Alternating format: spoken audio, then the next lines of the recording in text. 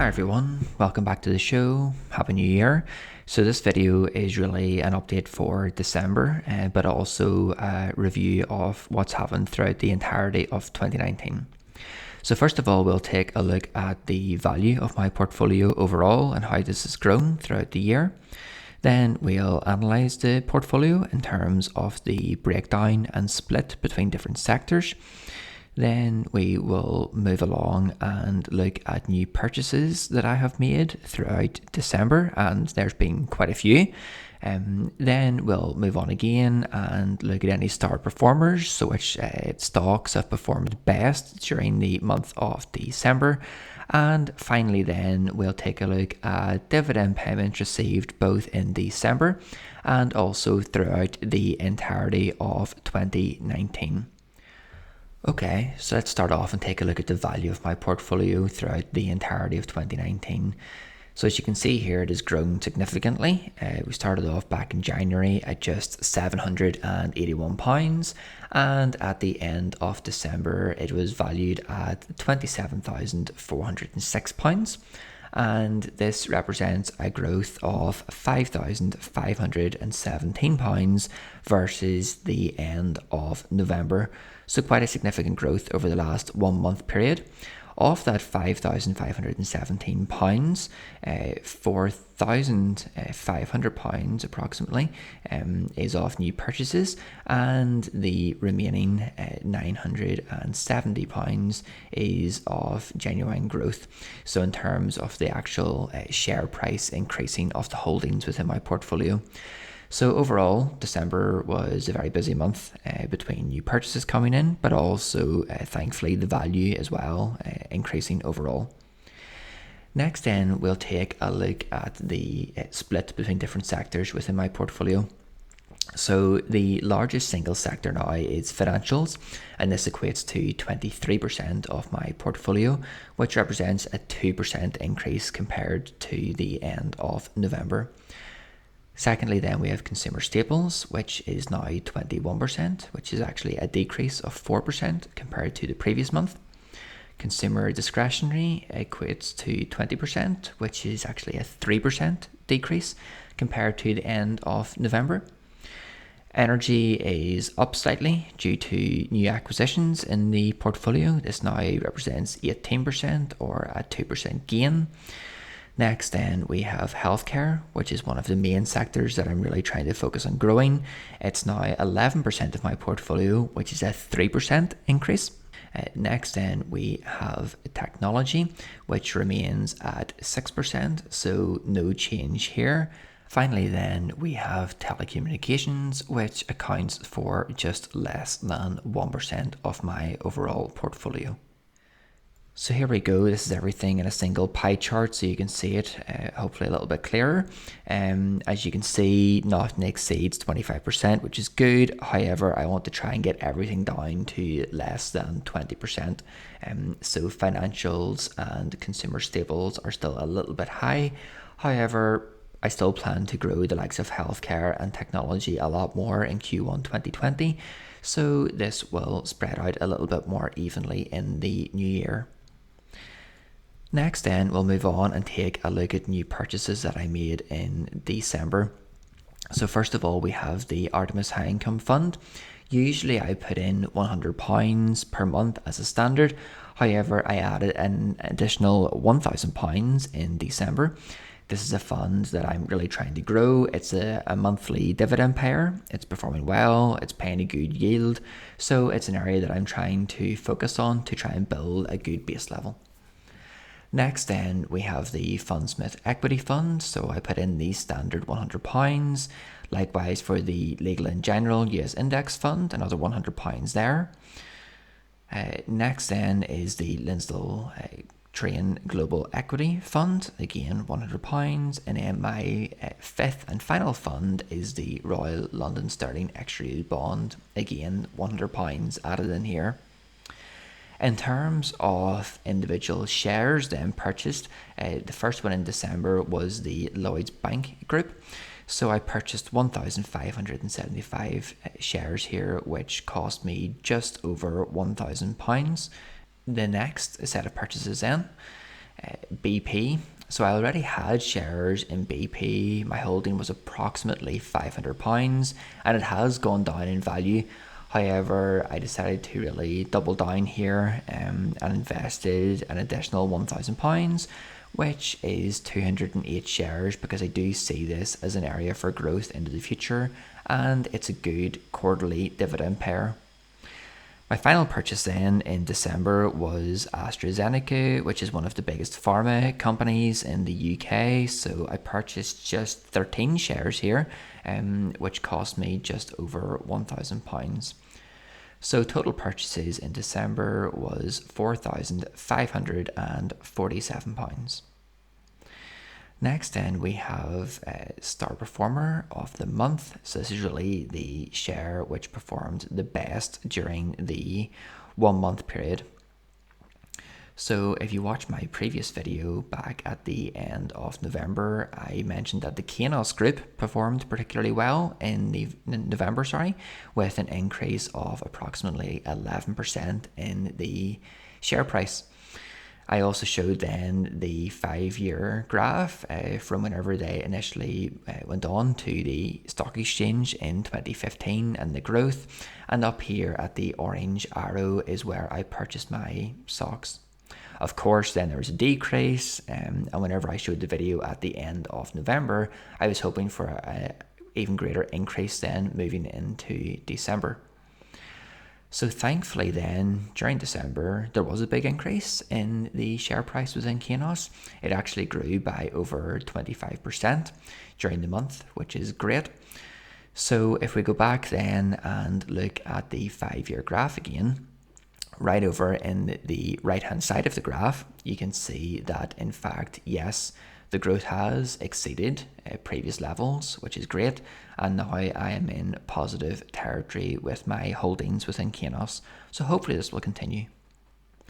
Next then, I just want to show each of the individual shares that I hold and how they have performed throughout the entirety of 2019.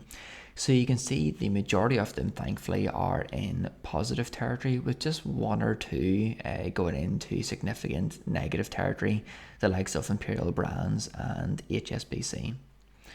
Here's the final 6. Again, up along the top in the lilac colour, you can see Kainos really performing well, especially towards the end of the year. Thankfully, the majority, as I say, have shown positive gains throughout the entirety of the year. Here we go then. Here's how my holdings are sitting at the end of the year. So some really good gains at the top, the likes of International Consolidated Airlines showing really good growth, close to 31%, British American Tobacco up close to 15%, there's the Kainos Group close to 13%, WPP and William Hill also showing gains above 10%. Then we have this middle ground with the likes of Legal & General, GSK, Aviva, Tesco, Standard Life, AstraZeneca and Lloyds all around the +3 to -3%. And then we have some bigger losses towards the bottom. However, the interesting thing here is that overall, for the first time since I've been making these videos, my overall holding is in positive territory, up just over £200, which is just over 1%. And the yield overall is close to 5.5%, which is great. Next then we have the different funds that I hold, the 5 different funds.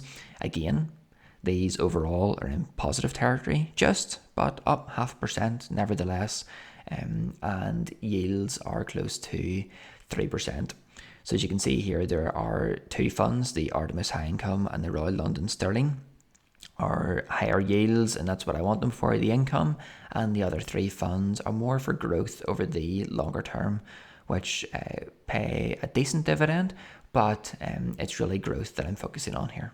Okay, let's move on to the final part of the video then, and for me the most exciting part, which dividends were received during December. First of all, we had the International Consolidated Airlines Group paying out £22.90. Unilever paid out £7.51. Royal Dutch Shell, a very good dividend payer every quarter, they paid out just over £30.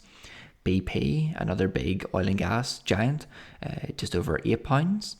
The Kainos Group then, not a massive yield on their dividend. However, the £5.25 is still very welcome. Imperial Brands then paid out £33.84. And if you've got a keen eye, you'll notice that I do have Coca-Cola here as well. However, they were not in my portfolio earlier. I'll come on and explain that in a little moment. However, they paid out 43p. And then the only fund that I have which paid out in December was the Artemis High Income, which paid out £4.52. So overall in December I received £112.52 in dividend payments. What I'll do now is show you how things actually look on my brokerage account for the income. So firstly, from my individually held stocks, as you can see, the total income for the year was £608.29, which is a monthly average of £50.69. So a slow start to the year before I really started to invest around April, May time. And then you can see things really starting to jump up in the mid-year point and of course towards the end of 2019. Next, then we have the income from my different funds. So a lot lower. However, I've only really started to invest in these properly towards the end of the year. So the total income for the year is £43.35, which is an average per month of £3.61.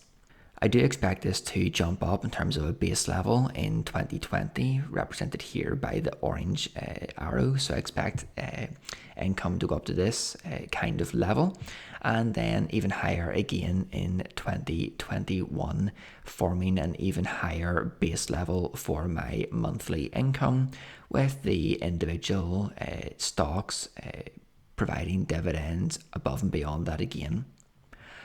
Finally then, I did mention Coca-Cola earlier. So back in November, I set up a Trading 212 account as a bit of an experiment. It's slightly different than the Hargreaves Lansdowne account that I currently have. So as you can see, in mid-November, I purchased just 2 shares in Coca-Cola, which paid out a very small dividend of 43p in December. Trading 212 is different from Hargreaves Lansdowne in that they don't have any fees or commission to pay. So it's just something that I wanted to experiment with a little bit, and I'll probably look at it a bit more throughout 2020. Next then, I want to show the overall dividends that I've received throughout 2019. As you can see, each of my holdings is listed on the left-hand side. In the second and third columns then, from the left-hand side, you can see an increase in the number of shares that I have in each company. Some of these have increased simply because I have reinvested the dividends. If you look at the likes of William Hill, Tesco and WPP towards the bottom, this increase is simply from reinvesting the dividends that I have received.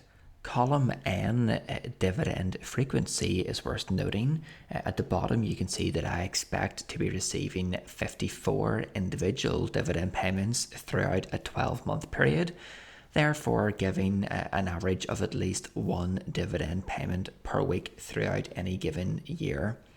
Columns U to X detail the dividends that I received per quarter for each holding throughout 2019, and column Y then I have included dividends that I expect to be receiving in Q1 of 2020. We'll move on then and put this information into a graph. As you can see here, the orange bars represent the income from my individually held stocks, and the blue bars represent the income from each of my funds that I have invested in. The total income then combined for 2019 is £652.07, which is a monthly average of £54.34. So it is still below my monthly target of £100, which is represented here by the red line on the graph. However, you can see that a number of months throughout the year, I've actually achieved this target. And moving into 2020, I am confident that I will be achieving this as a base level for every single month of the year. Well, that's it for now, everyone. That's my update for December and also an overview of how things have performed throughout the entirety of 2019. I'll leave a few other videos here if you want to go ahead and check them out as well. As always, I really appreciate any thoughts and feedback that you have, so please leave a comment below. If you enjoyed the video, please hit the like button. If you haven't done so already, please feel free to subscribe to the channel. So thank you very much. Roll on 2020 for another exciting year, hopefully, and plenty of dividend payments to come. And I look forward to speaking to you all again very soon.